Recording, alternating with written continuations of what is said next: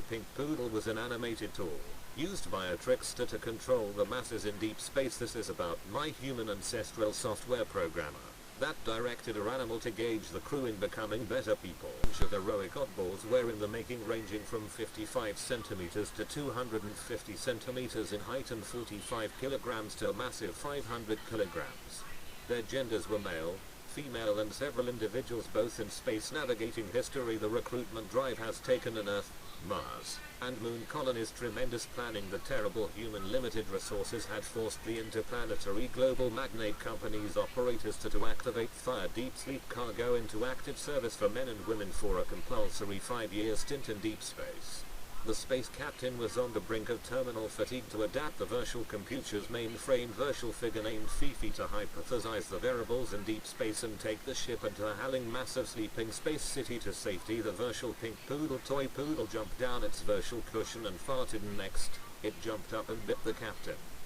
Virtual pink toy poodle jumped down its virtual cushion and farted. Next, it jumped up and bit the captain in the balls and ran over and in a corner of the commanding base sniffed its own virtual bum. It looked at the captain's fellow staff and growled at all the veteran space crew fiercely, and its form changed into a giant bull mastiff and chased all the fright-ended personnel out of the command post. Fifi stopped that. The disgusted captain had come back from outside the door and told the red-eyed glowing bull mastiff to sit. Fifi flashed back into a larger breed pink poodle and her eyes were still glowing red. The captain was suddenly flashed in virtual leash and Fifi's eyes stopped glowing red, and she stood on her toes and walked around the captain and whined, "Is this what you want, Fifi? I'll get one of the officers to give you an walk." "I cannot believe you're asking me to give you walk."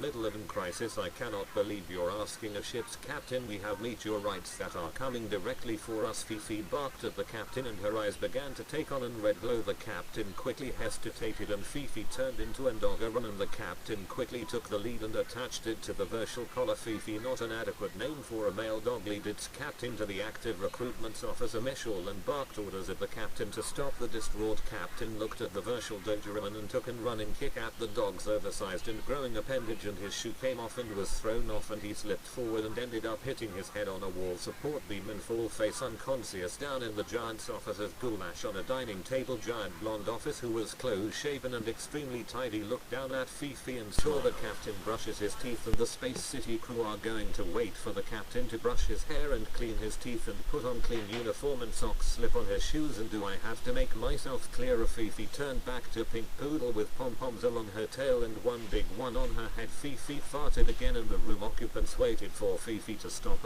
Everyone in the room looked over to Fifi and some of them turned around and Fifi started to fart again. Officer Moore looked around and asked all the occupants to tell Fifi they would also look after the captain. Fifi hesitated and started to stop expanding her small pink doggy bottom to keep growing and making stomach noises. "I cannot hold on forever." Cadet Sanders jumped up and asked Officer Moore permission to speak. "Thank you, sir." "Officer Moore, the kitchen staff are not here." Cadet Sanders jumped up and asked Officer Moore permission to speak. "Sir, thank you, sir." "Officer Moore, the kitchen staff are not here. May we ask them to come into the mess hall?" "Permission to end speech." Officer Moore, "Yes." Cadet Sanderson, "Permission granted." "And go into the kitchen now, please, and tell them to come out." Cadet Sanderson, "Permission granted." Fifi's flashed and changed into sweet little Red Riding Hood again. However, Red Riding Hood was making wind and apologizing to the mess hall again and again. The unconscious captain was being held by Officer Moore over his back like a sack of spuds by now. He put the man down and went into the kitchen, and pots and pans were heard landing on the floors and one came out the door spinning and stopping at Fifi's feet. The kitchen staff came running out and Officer Moore came out with Cadet Sanders with a pair of tongs snapping at him. The filming of the captain's command room and officers' mess hall had been planned to be filmed 8 a.m. that morning when all the officers and captains were at our weekly meeting. Officer Moore had kindly offered to sit on in the filming and a cameo part was made just for me that morning. The filming was by a production team often hired by Fifi the trickster and programmer with refined talented tricks in her department's copyrighted software that allowed Earth corporations to purchase the film and send credits to the operator's company. The footage was fine and no complications except the mess hall actors and actresses wanted an extra space ration for old jokes about passing wind was now getting on everyone's nerve through overuse. The time for the staff to go back into deep sleep and another group woken to take their place was to happen soon. Not all the personnel would be deep sleep just yet. The kitchen staff came running out and Officer Moore came out with Cadet Sanders with a pair of tongs pulling his ear to move forward.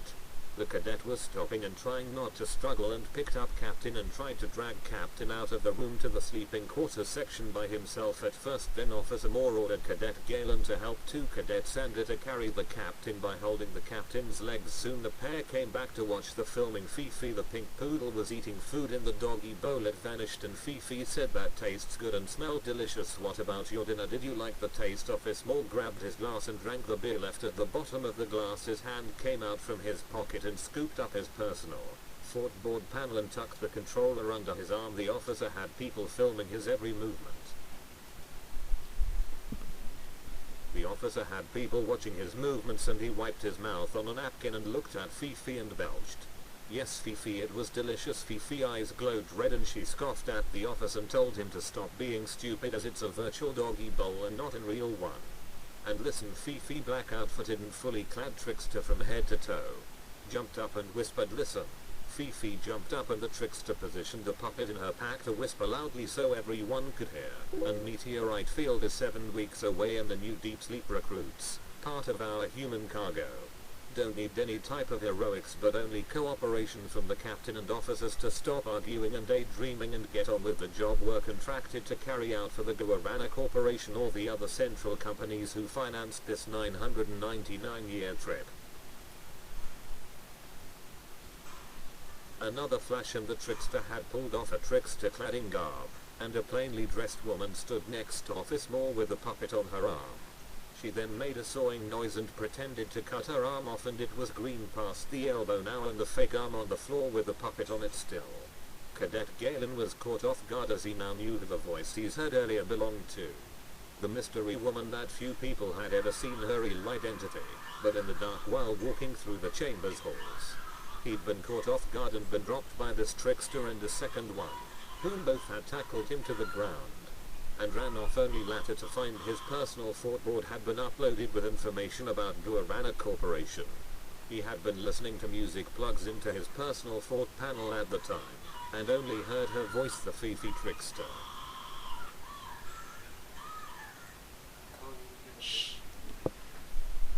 He had been listening to music plugs into his personal fort panel at the time, and only heard her voice, the Fifi trickster, after he gave a merry chase and launched himself through the air at the laugh, and caught an unknown woman in the dark. He had her for a few seconds where he managed to pat her down, and then another person threw him in the darkness while breaking his hold with the female's shoulder and arm. Attentively, Cadet Galen watched the filming of another actor's workshop being filmed in the mess hall. Fifi walked over to the mess halls and evaluated the situation. She walked over to a chair and put the puppet and arm in her bag, took out a cardigan and put it on the chair neatly and patted the creases out while her breasts under the dress were growing larger and larger and larger, melon size, maybe a bit more than just a handful. Galen thought her breasts would really be. Maybe a bit more than just a handful. Galen thought her breasts would really be. And small group of women murmuring about something to others in the group could be heard from over to the far right. Over 50 people could sit comfortable at the tables at a time. The attention of Fifi was never far away from an ripple effect. The acknowledgement of Officer Moore having admirers of the both sexes was well known in this unit. The plainly dressed Fifi pulled off her mask and put another mask on, and a glimpse of this trickster allowed Galen for the first glimpse to see this female, and mixture of Japanese perhaps and Caucasian. Fifi blonde hair was uncovered from the beanie, and she leant into Officer Moore. And like a cat stretching, she pulled the chair from under Officer Moore and he grabbed the table, and it moved over from its fixed position and broke off the floor. The regards to sharing your rations was the only thing everyone on board knew was the worst thing to do, as people would hold grudges for a long time to those who pilfered. The tension was taken out of the mess hall when onlookers wanted to know what Fifi the trickster would do with the tray. Fifi was fiddling with her lipstick and mascara and indescribably rolled them off the table, and the noise made the cadets stop what they were doing. Officer Moore threw her orangey chapped the cadets and asked them to hurry up. When the food was collected from 10 tables, the range of food was healthy to just strange and to some uneatable. Insects were the latest craze, and the cook's galley had curried grasshoppers as the main meal most days. Officer Moore gave orders to cadets to take the food to captain's cabin and knock on the door. And stand guard till Officer Moore came by.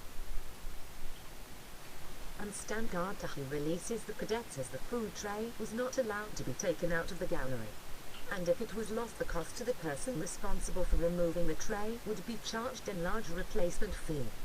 Fifi the Pink Poodle was a program developer trickster who was a member of the Guarana group. This group back on Earth were the top seller of Guarana drinks, and moon colonies were owned by the Guarana companies. The drink wars were about companies owning property in space and special space on the space travel wars. Eyewear contacts. You would look out the cabin and see adverts in space of Guarana advertisers and affiliated sites on moon colonies in space. It was known as the POPSY Cola and Guarana wars, where the software was owned by major corporations and has to share the space advertising spots.